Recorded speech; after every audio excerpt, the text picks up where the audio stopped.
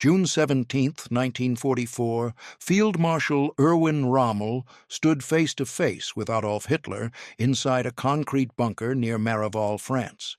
11 days had passed since the Allied invasion. The situation in Normandy was deteriorating by the hour. Rommel had come to deliver a warning that no other German general dared speak aloud. The front was collapsing. Allied air power was destroying everything that moved. The Panzer divisions Hitler had held back were arriving too late and being annihilated before they could reach the beaches. Rommel told Hitler directly that unless German forces were allowed to withdraw to defensible positions, the entire Western Front would collapse within weeks. The Desert Fox, the most famous German commander of the war, was begging to retreat. Hitler's response would doom an army. In November 1943, Hitler had sent Raml to inspect the Atlantic Wall defenses. What Raml found horrified him. Despite years of propaganda about Fortress Europe, the actual fortifications were incomplete, undermanned, and concentrated in the wrong places. The beaches of Normandy were far less fortified than Paddle. German planners had assumed the invasion would come at the shortest crossing from England. Raml changed that immediately. He ordered millions of mines laid on the beaches. He flooded fields behind the coast to trap paratroopers. He planted sharpened wooden stakes across every potential glider landing zone, obstacles his men called Raml's asparagus. But Raml knew beach obstacles wouldn't be enough. He needed panzers, and he needed them close to the water's edge. Raml's superior was Field Marshal Gerhard Rundstedt, the 68-year-old commander of all German forces in the West. The two field marshals disagreed completely on how to use their armored reserves. Rundstedt wanted the panzer divisions held inland, positioned to counterattack wherever the Allies landed. This was traditional German doctrine. Let the enemy commit, then crush him with concentrated armored force. Rommel had learned different lessons in North Africa. He had seen what Allied air power could do to tank columns moving in daylight. He knew that any German armor trying to reach the beaches after the invasion began would be destroyed from the air before it arrived. The only chance to stop the invasion, Rommel argued, was to position the panzers close to the beaches and destroy the Allies in the first 24 hours. Once they were ashore in strength, it would be too late. Hitler listened to both arguments and made the worst possible decision. Instead of choosing one strategy or the other, Hitler split the difference. He gave Rommel control of 3 panzer divisions positioned near the coast. He left 3 more under Rundstedt's command further inland. But Hitler kept personal control of 4 panzer divisions as a strategic reserve. These divisions could not move without Hitler's direct authorization, not Rammel's, not Rundstedt's. Only Hitler could release them. This arrangement guaranteed the worst of both worlds. Rommel didn't have enough tanks near the beaches to stop the invasion. Rundstedt didn't have enough tanks inland to mount a decisive counterattack. And the strategic reserve was tied to a decision-making process that required waking up a man who kept erratic hours and distrusted his own generals. Rommel protested this arrangement repeatedly. Every request was denied. Hitler believed he knew better than his field marshals how to defend France. The invasion was coming, and the German command structure was paralyzed before the first Allied soldier hit the beach. June 5, 1944. Raml left France for Germany. His wife, Lucy, was celebrating her 50th birthday the next day, and Raml planned to visit Hitler afterward to make one more plea for control of the panzer reserves. The weather over the English Channel was terrible. German meteorologists predicted it would stay that way for days. No invasion would come in these conditions. They were wrong. Allied weathermen had spotted a brief window of acceptable weather.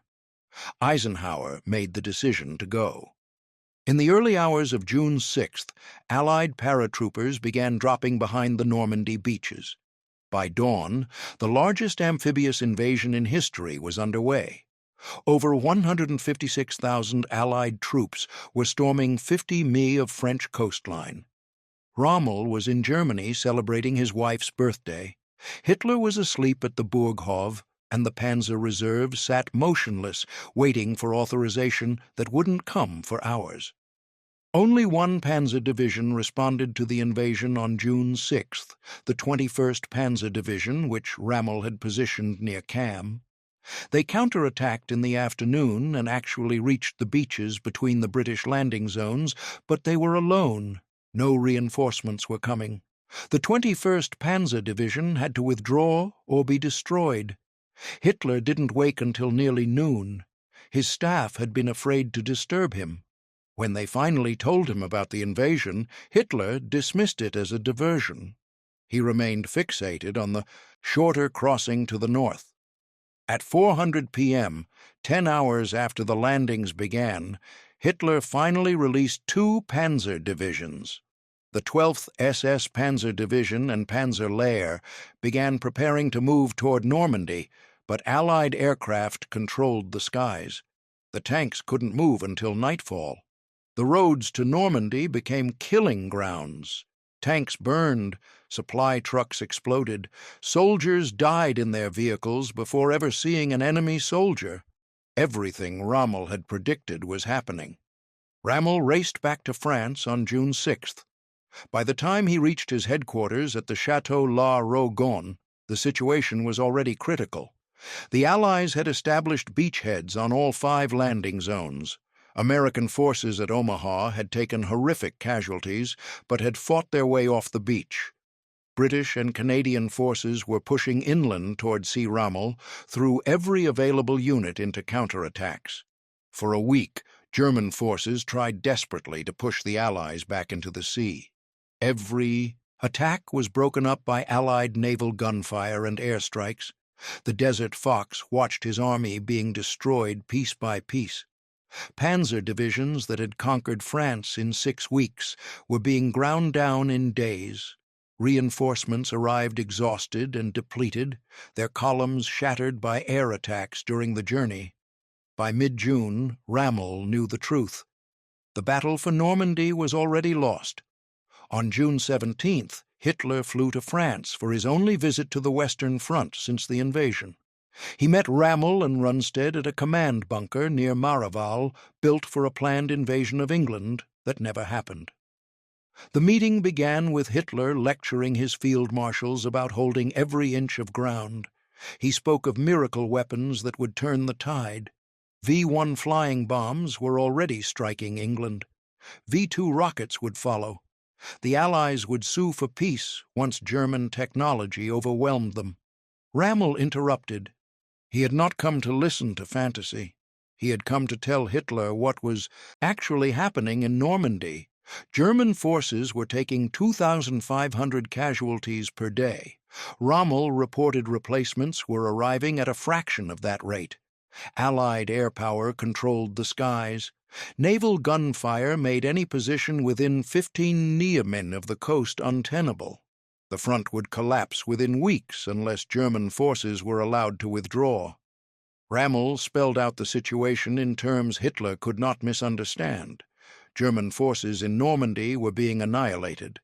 Without permission to conduct a fighting withdrawal to more defensible positions, the entire Western Front would disintegrate. Hitler cut him off. There would be no withdrawal. Every position would be held to the last man. The invasion would be defeated by fanatical resistance, not by retreat. Raml tried again. He explained that he was not requesting retreat.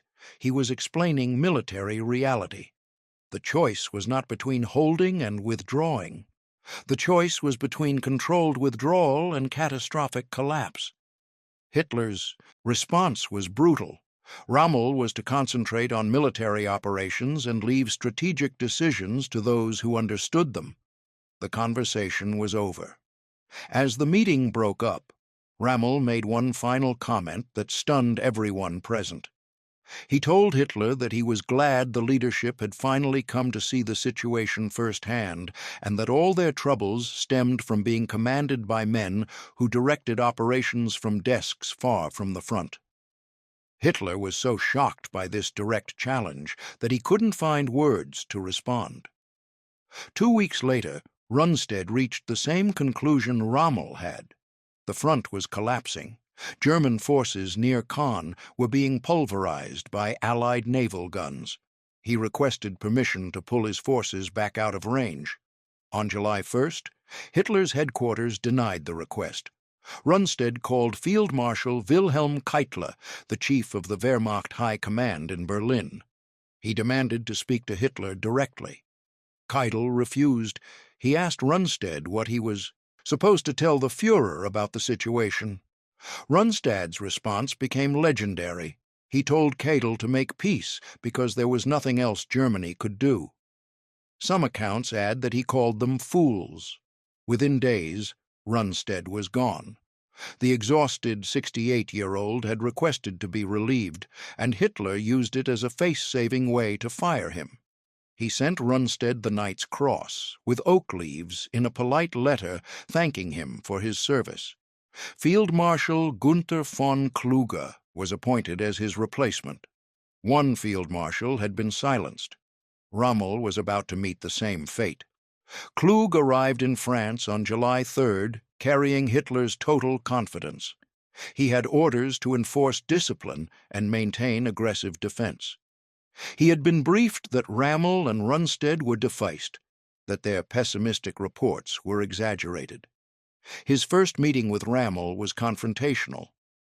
Kluge warned Raml that he had better get used to obeying orders. The tone suggested Kluge believed the field marshals had been making excuses for their failures. That attitude lasted approximately 48 hours. Once Kluge saw the actual situation, the burning tanks, the constant air attacks, the exhausted soldiers holding impossible positions, he became as alarmed as Raml. Within days, Kluge was sending the same desperate messages to Hitler that had gotten Rundstedt fired. By mid-July, 3 field marshals had told Hitler that Normandy was lost. All 3 had been ignored or dismissed. Hitler remained convinced that willpower could overcome military reality. On July 15, 1944, Rommel sent a written memorandum to Hitler. It was his final attempt to make the leadership understand what was happening. The memo was unflinching. Rommel reported that German forces had suffered 97,000 casualties since D-Day, including 2,260 officers. Replacements totaled only 6,000 men. At this rate of attrition, the front would collapse within 3 weeks. Rommel listed the equipment losses: 225 tanks destroyed, 17 of the Army's divisions rendered combat ineffective. The Luftwaffe had been swept from the skies. The memorandum concluded with the direct warning. Rommel wrote that the unequal struggle was drawing to a close. He urged Hitler to draw the proper political conclusions from the military situation. It was as close as Rommel could come to telling Hitler to seek peace. The Desert Fox was giving his leader one final chance to save what remained of the German army. 2 days later, before Hitler could respond, a British fighter plane would change everything. July the 17th, 1944. Raml was returning from a visit to the 1st SS Panzer Corps headquarters near the front. His staff car was driving on an exposed road when Allied fighters appeared. The aircraft, either British Spitfires or Typhoons, strafed Raml's car. The driver was hit and lost control. The vehicle crashed and flipped. Raml was thrown from the car. He suffered 3 skull fractures and severe facial injuries. He was unconscious and bleeding when his staff found him. The Desert Fox was evacuated to a field hospital, then to Paris, and finally back to Germany to recover. He would never return to active command. 3 days later, on July 20th, a group of German officers attempted to assassinate Hitler with a bomb at his headquarters in East Prussia. Hitler survived. The conspirators were hunted down and executed. Rommel had known some of the plotters. He had discussed the hopeless military situation with them. Most historians believe Rommel favored arresting Hitler to stand trial, not assassination. But his name had been mentioned in connection with the conspiracy. With Rommel hospitalized and Rundstedt dismissed, Hitler felt free to direct operations himself. The result was catastrophe. In early August, Hitler ordered Operation Lüttich, a counterattack at Mortain designed to cut off Patton's Third Army, which had broken through German lines and was racing across France. Klogg told Hitler the attack was impossible. German forces were too weak. The two Allies controlled the skies. Any concentration of armor would be destroyed before it reached the objective. Hitler ordered the attack anyway. 4 Panzer divisions struck the American lines on August 7th. They pushed several miles into American positions before Allied aircraft found them. The slaughter was total. P-47s and RAF Typhoons destroyed hundreds of German vehicles in a single day. The Panzer divisions that Hitler had hoarded so carefully were burning wrecks scattered across the Norman countryside. Worse than the losses was the position. Hitler's attack had driven German forces deeper into a pocket that was about to close around them. While Hitler's counterattack failed at Mortain, Allied forces were swinging around the German flanks. Patton's Third Army raced south and then east. British and Canadian forces pushed south from Canaan toward Files. The jaws of a massive trap were closing. Over 100,000 German soldiers, the remnants of the 7th Army and 5th Panzer Army, were being encircled in what would become known as the Falaise Pocket. Klug saw what was happening. He begged Hitler for permission to withdraw before the trap closed completely. Every hour of delay meant more soldiers trapped inside an ever-shrinking pocket. Hitler refused. There would be no withdrawal. German forces would hold their positions and wait for reinforcements that did not exist. By August 17th, the pocket had shrunk to a corridor just a few miles wide. German soldiers were abandoning their vehicles and trying to escape on foot. Allied artillery and aircraft turned the pocket into a killing ground. The Files Pocket closed on August 21, 1944. What Allied soldiers found inside shocked even hardened combat veterans. Eisenhower visited the battlefield 2 days later. He later wrote that it was possible to walk for hundreds of yards, stepping on nothing but dead and decaying flesh. He called it one of the greatest killing fields of the war. German losses were catastrophic. Between 10,000 and 15,000 soldiers were killed inside the pocket. Another 40,000 to 50,000 were taken prisoner. The roads were choked with burned-out tanks, destroyed artillery pieces, and thousands of dead horses. Some German soldiers escaped before the gap closed. Perhaps 20,000 to 50,000 men fled east toward the Seine, but they abandoned almost all their heavy equipment. The German army in the West had effectively ceased to exist as an organized fighting force. The collapse Rommel had predicted at Maraval had happened exactly as he warned. It took 7 weeks instead of 3, but the result was the same. Paris was liberated on August 25, 1944, 4 days after the Files Pocket closed.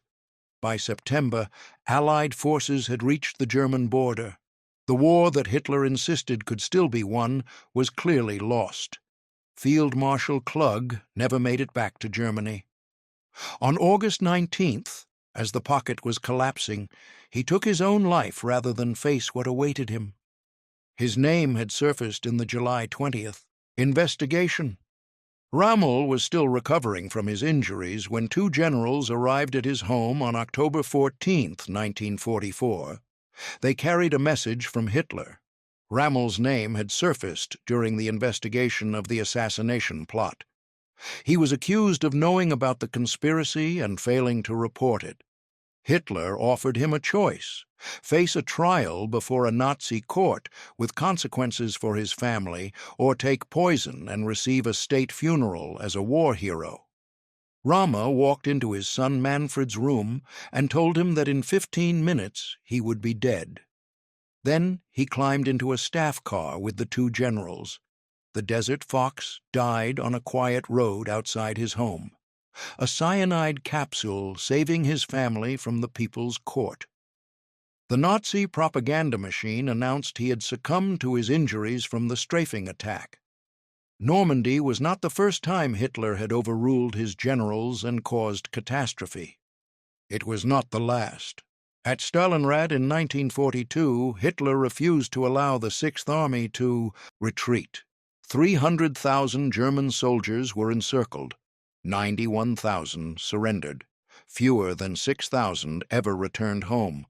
At Kursk in 1943, Hitler ordered an offensive that his generals warned was impossible. The German army lost over 200,000 men and never recovered the strategic initiative in the east. In Normandy, Hitler followed the same pattern. He refused to listen. He insisted willpower could overcome material superiority. He ordered his soldiers to hold impossible positions until they were destroyed.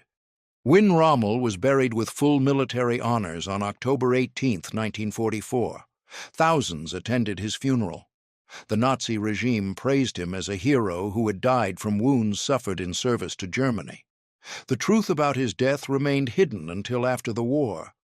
Only when Germany was defeated did Rommel's son, Manfred, reveal that his father had been murdered by the regime he served. Raml was not a hero in any simple sense. He had served Hitler loyally for years.